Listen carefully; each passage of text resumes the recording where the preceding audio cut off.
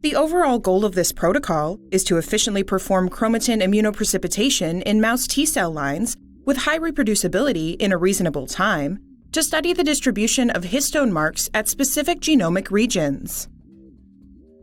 This method can help answer key questions in the chromatin biology field with particular focus on T cells, such as how chromatin structure is regulated during T-cell development or activation.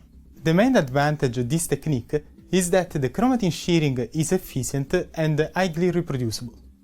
Visual demonstration of this method is critical as the chromatin shearing conditions are difficult to establish and the phenylchloroform isoamylic alcohol steps can be challenging.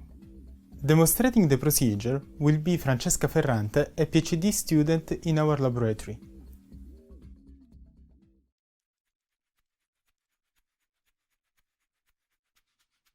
On day 1, transfer the mouse T cells from a 6-well plate to a 50 milliliter tube.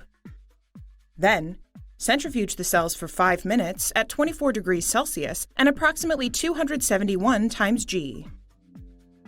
After resuspending the cell pellet in 30 milliliters of IMDM cell culture medium, count the cells using a Neubauer chamber. Collect aliquots of 20 million cells into new 50 milliliter tubes. Then, add formaldehyde to a 1% final concentration directly to the cell culture medium and incubate at room temperature for 10 minutes. Next, add a 1/8 volume of 1 molar glycine pH 7.5 and incubate at room temperature for 5 minutes. Pellet the cells by centrifugation for 5 minutes at 24 degrees Celsius and approximately 271